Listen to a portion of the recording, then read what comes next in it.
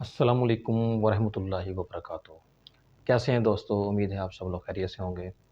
दोस्तों, आज जो हम टॉपिक डिस्कस करेंगे वो इसबगोल के बारे में है। इसबगोल जो है वो क्या होता है और ये किन-किन अलामात में इस्तेमाल होता है।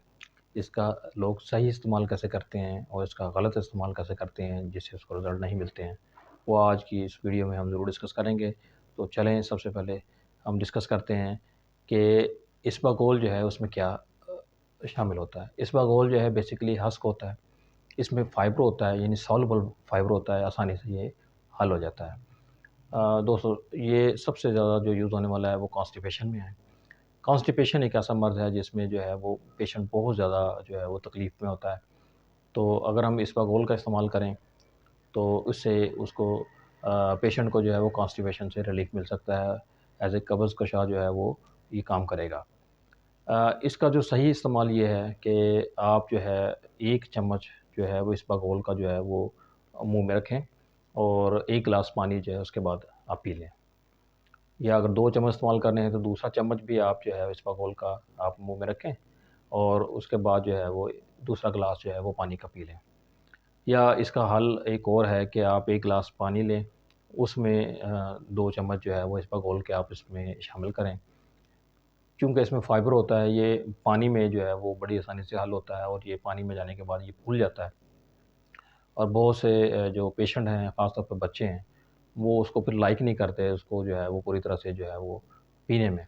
तो आधा जो वो पी लेते हैं, आधा उसको ज़ाया कर देते हैं, जिससे उसको रिज़ल्ट नहीं मिलता।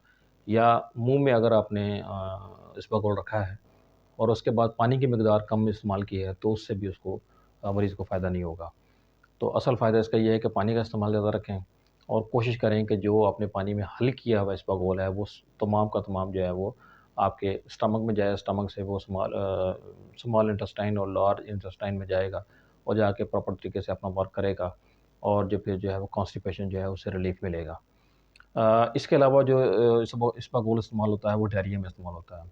अब आप ये सोच रहे होंगे कि एक ऐसी प्रोडक्ट है जो बैक वक़्त जो है वो कॉन्स्टिपेशन में भी इस्तेमाल हो रही है और डायरिया में भी इस्तेमाल हो रही है। बड़ी अजीब-सी बात है, लेकिन जी दोस्तों, बिल्कुल इसके दोनों इफ़ेक्ट हैं, ड्यूल इफ़ेक्ट है इसमें, कॉन्स्टिपेशन में भी और डायरिया में भी। लेकिन डायरिया में इस्तेमाल करने का तरीका ज़रा मुख्तलिफ है। आप 1 कप जो है वो दही लें, उसमें 1 चम्मच जो है वो या 2 चम्मच जो है इसबगोल के जो है वो उसमें मिक्स कर लें। अब ये दही में ये फूलेगा नहीं, क्योंकि वहाँ पे वाटर की क्वांटिटी ज़रा कम है।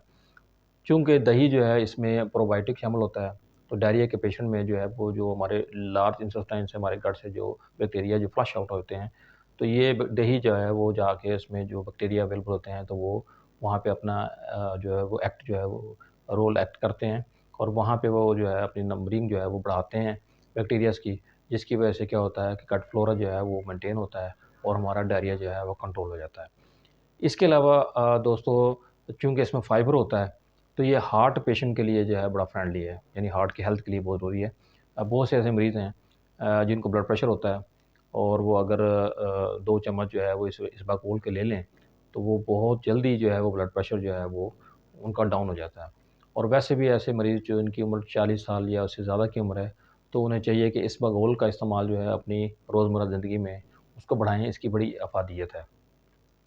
इसके अलावा जो शुगर के पेशेंट हैं, उनके लिए भी बड़ा फ्रेंडली है, क्योंकि इसमें फाइबर होता है, तो ये आपका स्टमक जो है वो भरा हुआ रहेगा और आपको भूख कम लगेगी।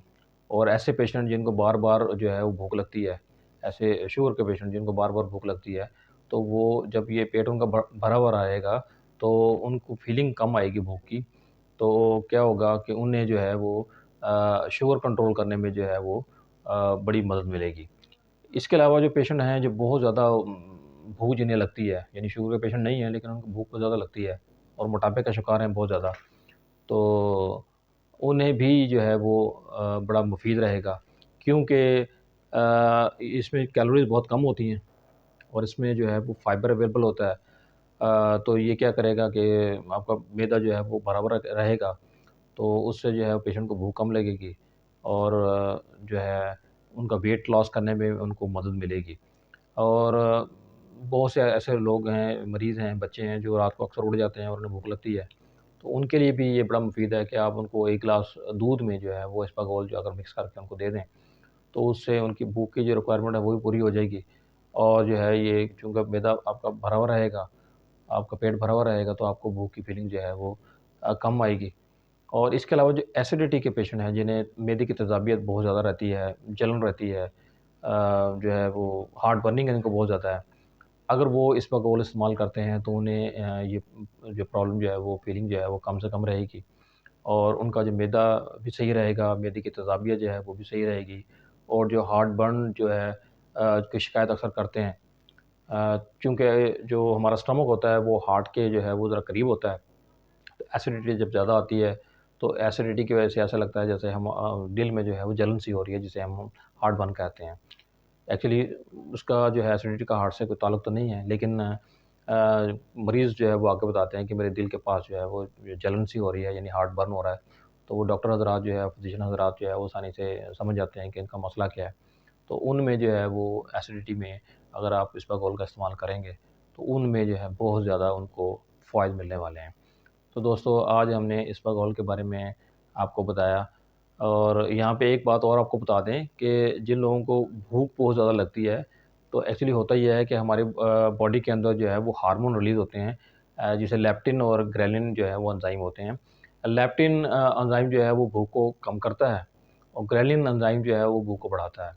और अगर हम ये इसबगोल जो है वो इस्तेमाल करेंगे तो पेट हमारा वो भरा हुआ रहेगा, तो उससे जो ग्रेलिन एंजाइम है वो कम रिलीज़ होगा और जो लेप्टिन एंजाइम जो है वो ज़्यादा रिलीज़ होगा, जिससे भूख हमें कम लगेगी और जो है हमें भूख की शिद्दत भी कम महसूस होगी। और फिर वही बात है कि जो मरीज़ जो है वो अपना वज़न कम करना चाहते हैं, उनके लिए बड़ी आसानी है, इसबगोल का जो फ़ायदा उनको मिलने वाला है। तो दोस्तों आज की वीडियो अगर आपको पसंद आई है तो इसको लाइक करें, शेयर करें और सब्सक्राइब करें और बेल आइकन को जो है वो प्रेस करें ताकि हर नई आने वाली वीडियो सबसे पहले आप तक पहुँचे। आपका बहुत शुक्रिया। अल्लाह निगहबान।